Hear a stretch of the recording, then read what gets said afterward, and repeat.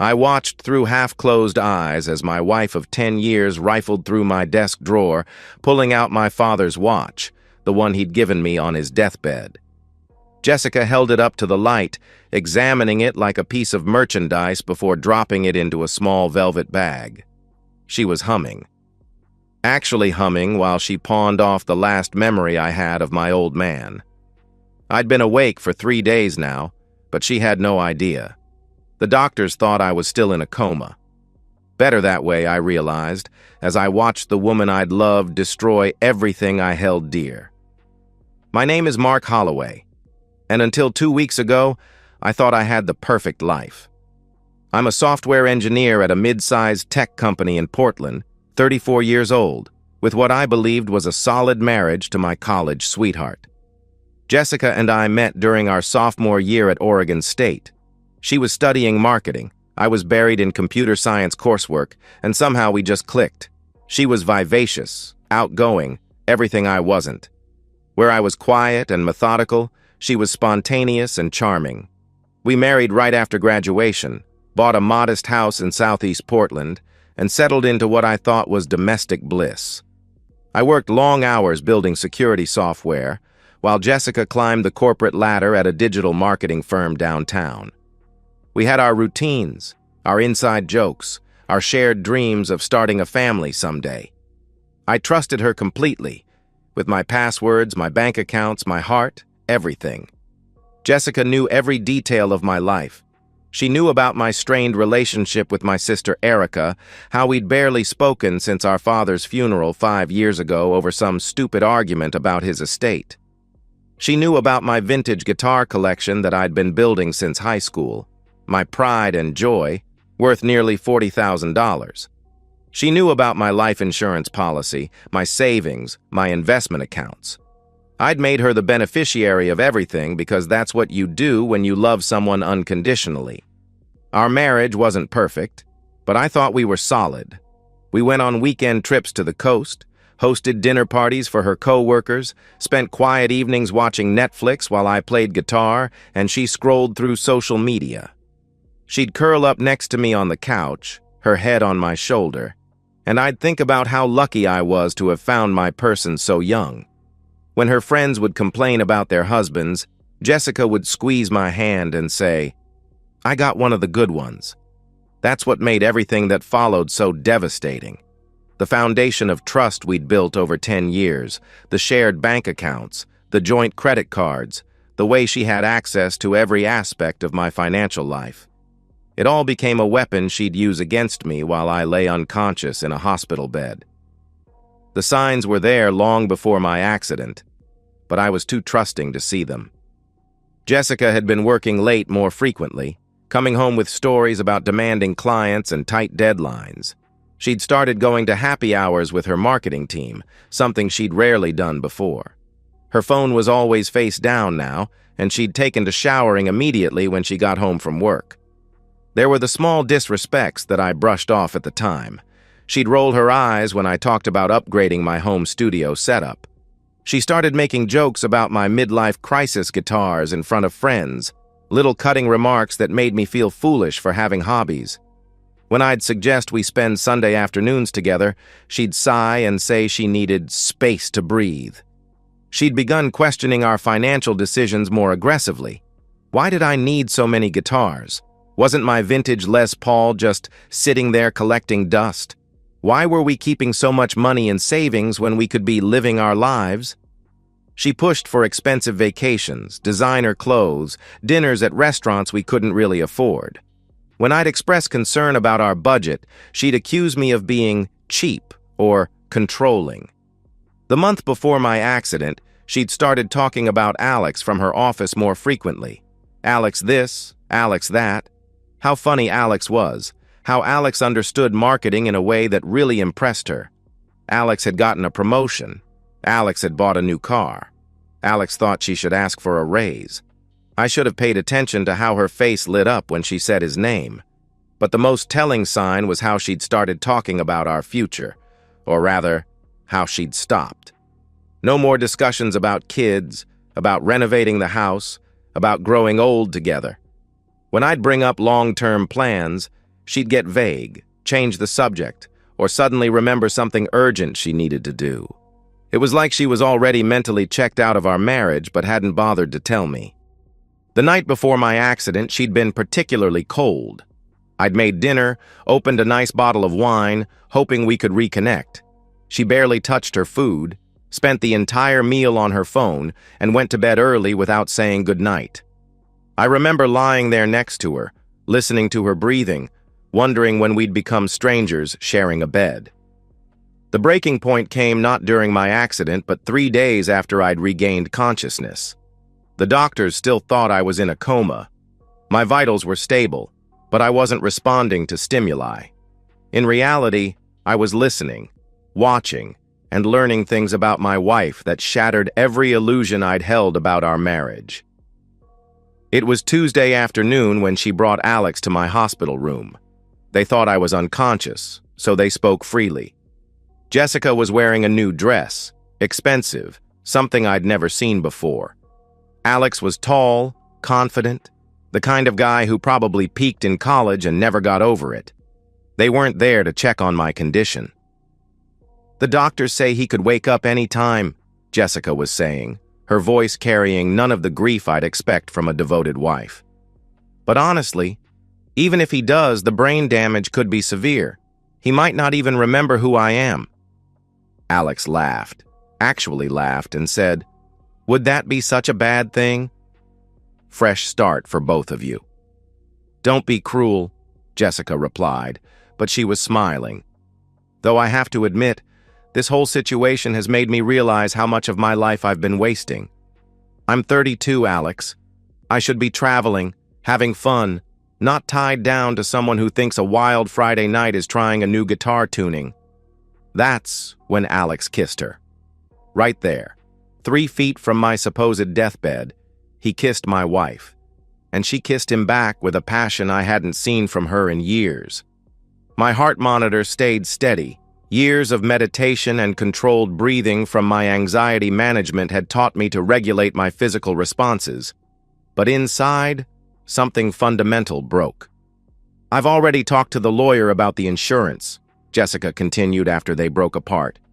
"If he doesn't wake up in the next few weeks, I can start the process.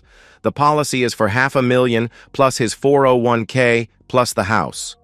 We could be in the Bahamas by Christmas." "And if he does wake up?" Alex asked. Jessica's expression hardened in a way I'd never seen before. "Then I file for divorce and take half of everything anyway. Either way, I'm done pretending to be the devoted wife. I've wasted enough years." That was my breaking point. Not the infidelity, not even the casual way she discussed my potential death like a business transaction. It was the word pretending. Our entire marriage, everything I'd believed was real, had been a performance for her. She'd been acting the part of a loving wife while planning her exit strategy, waiting for the right moment to cash in and move on. As I lay there, maintaining the facade of unconsciousness, a cold clarity settled over me.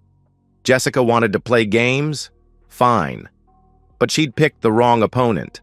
I'd spent my entire career thinking 3 steps ahead, anticipating problems, building systems that couldn't be broken. It was time to apply those skills to something more personal. The old Mark would have confronted her, would have tried to save the marriage, would have given her the benefit of the doubt. But that Mark died in the car crash. The man lying in this hospital bed was someone new, someone who understood that trust, once broken, could never be repaired. Someone who knew that the only response to betrayal was complete and total victory.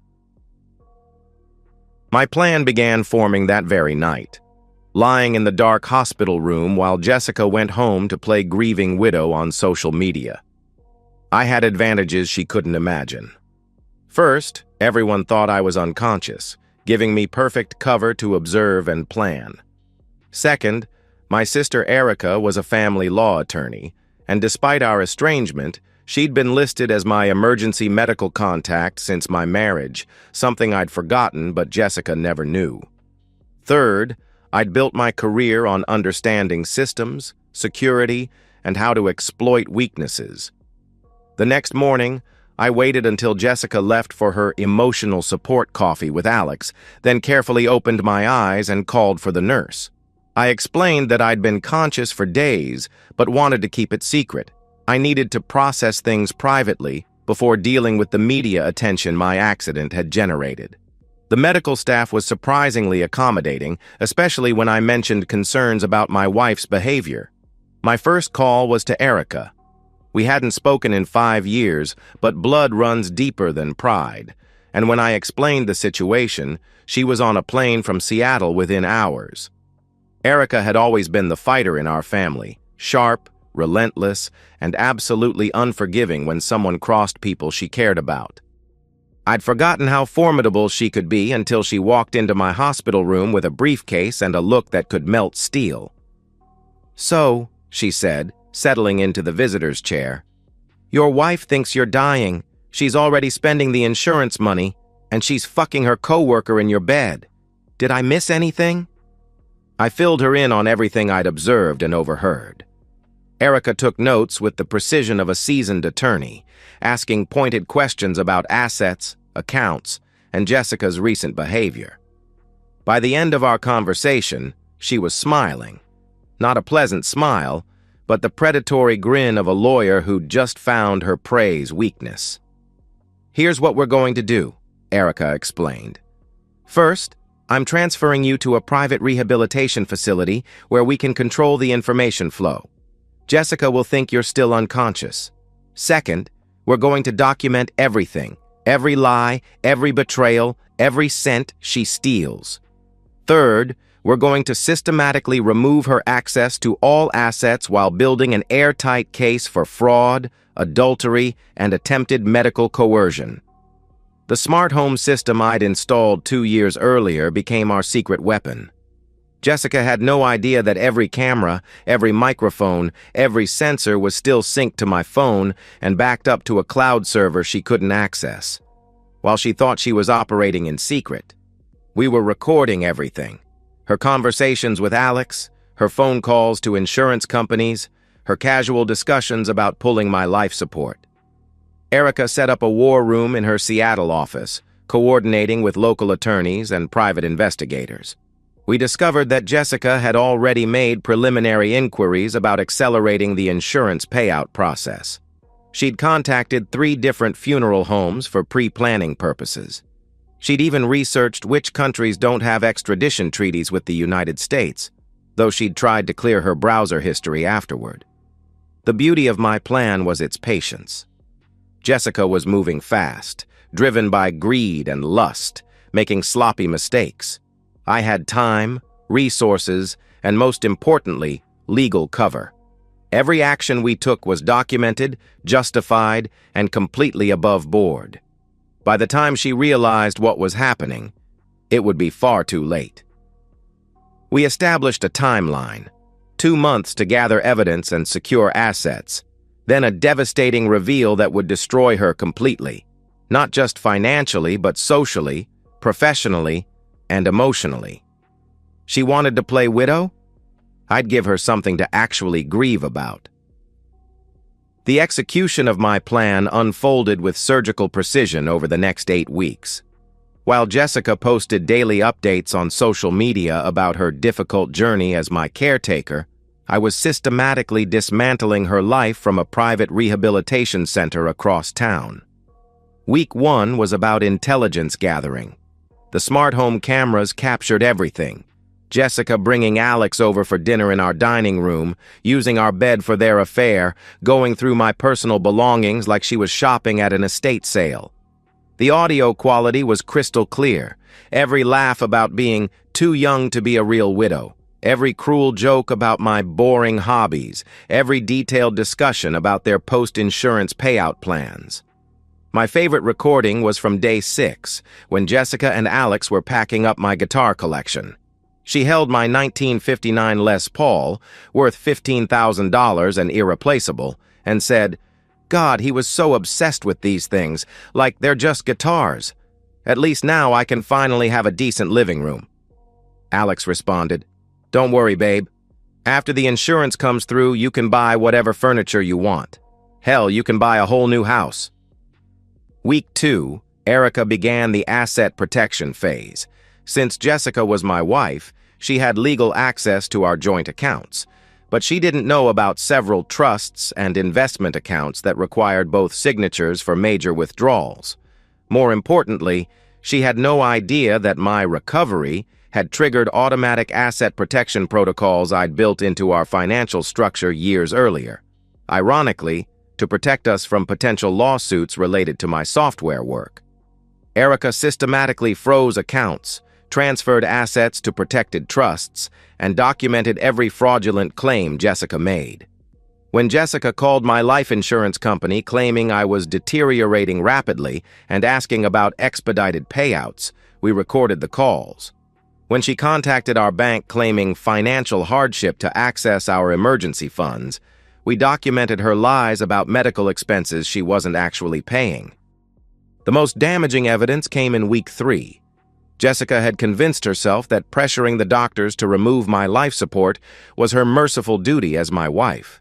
She scheduled meetings with hospital administrators, claiming I'd expressed wishes to not be kept alive artificially. She even brought forged documents, crude forgeries that Erica's handwriting expert immediately identified as fraudulent.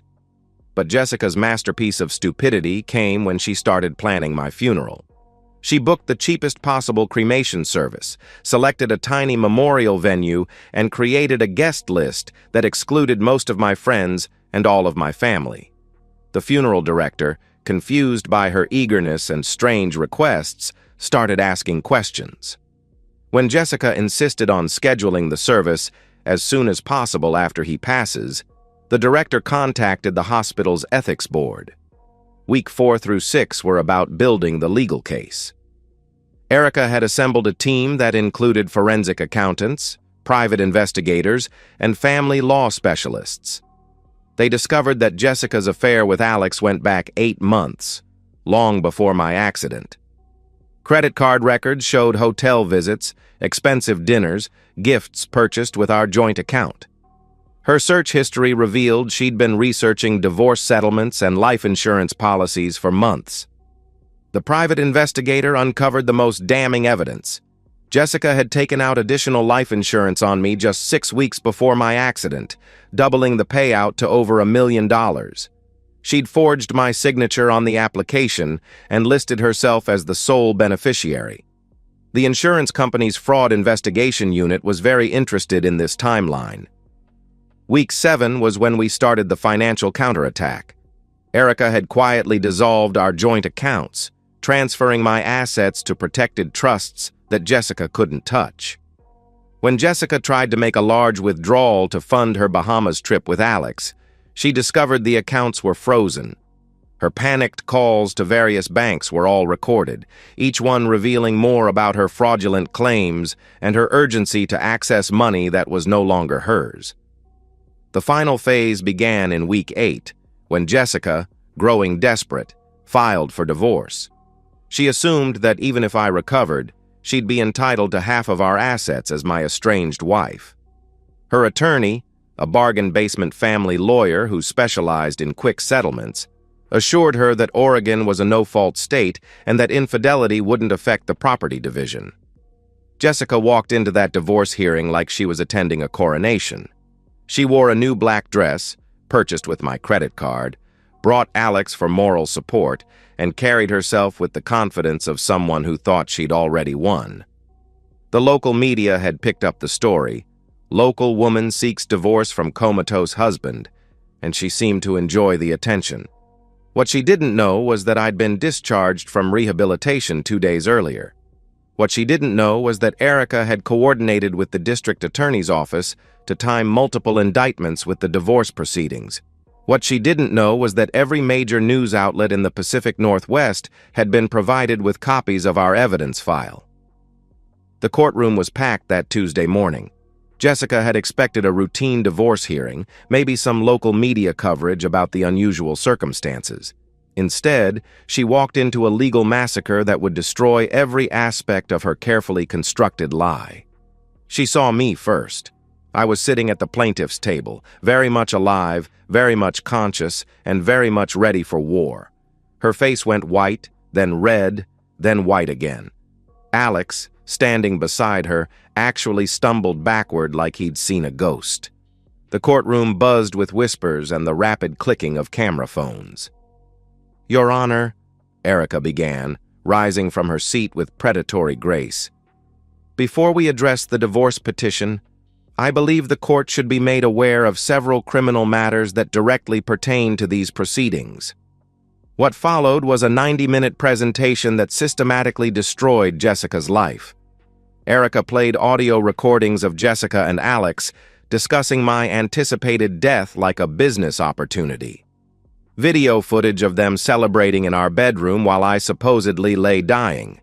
Documentation of forged signatures, false insurance claims, and attempts to coerce medical professionals into ending my life support. The insurance fraud evidence was particularly damning. Jessica had not only forged documents but had made multiple false statements about my medical condition to accelerate payouts. The additional life insurance policy she'd taken out 6 weeks before my accident, with forged signatures, constituted wire fraud, a federal crime. But the piece de resistance was the recording from week 3, where Jessica told Alex, "Honestly, if he doesn't die soon, I might have to help things along. These medical bills are killing me, and I can't wait much longer." Even her bargain basement attorney looked physically ill when that played in open court. Jessica tried to speak, to defend herself, but Judge Morrison cut her off. "Mrs. Holloway, you are being charged with insurance fraud, medical coercion, forgery, and conspiracy to commit murder. You have the right to remain silent, and I strongly suggest you exercise that right." The property division was swift and brutal. Since Jessica had committed multiple felonies during our marriage, including attempts to defraud insurance companies and coerce medical professionals, she forfeited any claim to marital assets. The house, the cars, the investments, everything, legally mine. She left the courthouse with nothing but the clothes on her back and a date with a federal prosecutor. Alex's destruction was almost an afterthought. Erica had provided his employer with video evidence of him conducting his affair during work hours, using company resources to plan fraudulent activities. He was fired that afternoon. His wife, yes, Alex was married, something Jessica apparently didn't know, filed for divorce and took their kids to her mother's house in California. But the real devastation came from the media coverage. The story had everything: a miraculous recovery, a cheating wife, insurance fraud, attempted murder. The widow who couldn't wait became a national sensation within hours. Every humiliating detail, every cruel laugh, every callous discussion about my death was broadcast across social media platforms. Jessica's Instagram account, where she'd posted dozens of grieving widow photos, became a museum of lies. People screenshot every fake tear, every manipulative caption, every staged photo of her suffering through her loss. The internet is unforgiving, and Jessica became the target of a righteous fury that followed her everywhere. She couldn't get a job. Her face was too recognizable, her reputation too toxic. She couldn't rent an apartment. Landlords wouldn't touch her. She couldn't even show her face in public without someone recognizing her as that psycho wife who tried to kill her husband for insurance money. Alex's life imploded just as completely. His ex-wife's divorce attorney made sure everyone knew about his role in the conspiracy. He lost his house, his kids, his career, and any prospect of rebuilding his life. Last I heard, he was working at a call center in Phoenix, living in a studio apartment, and drinking himself to sleep every night. The criminal cases moved forward with ruthless efficiency. Federal prosecutors don't mess around with insurance fraud, especially when it involves conspiracy and attempted murder. Jessica's public defender tried to negotiate a plea deal, but the evidence was too overwhelming, the media attention too intense, the prosecutors too eager for a high-profile conviction. She was sentenced to 12 years in federal prison. 12 years to think about how her greed and cruelty had cost her everything. 12 years to remember how she'd laughed about being too young to be a real widow while planning my death. 12 years to understand that some betrayals carry a price that can never be fully paid. Meanwhile, I rebuilt my life with surgical precision. I moved to a new city, started my own security consulting firm, and bought a house with a proper music room for my guitar collection. The guitars Jessica had tried to sell were recovered during the asset investigation. I kept every one of them, not for their monetary value, but because they represented something she could never understand or destroy. Genuine passion, authentic joy, the ability to create something beautiful. I never remarried. Some scars run too deep, some trust once broken can never be repaired. But I found peace in my work, in my music, in the quiet satisfaction of knowing that justice had been served with mathematical precision. The story became a cautionary tale, a reminder that betrayal carries consequences, that greed ultimately destroys those who embrace it, and that sometimes the quietest revenge is the most devastating. Jessica had planned my funeral, but in the end, I buried her reputation, her freedom, and her future. She wanted me dead so she could start living. Instead, she destroyed her own life so completely that she became something worse than dead, forgotten, irrelevant, a cautionary tale that people shared and then moved on from. I survived, thrived, and never looked back. The widow who couldn't wait finally learned the value of patience, sitting in a federal prison cell with nothing but time to contemplate the magnitude of her mistakes. And I learned that sometimes the best revenge isn't getting even, it's getting everything. And that's the end of today's story. If you enjoyed it, please give this video a thumbs up and drop a comment below. Your support helps the algorithm push my content further. If you're new to the channel, don't forget to hit that subscribe button. It really helps me keep creating more stories for you. Thanks for watching, and I'll see you in the next one.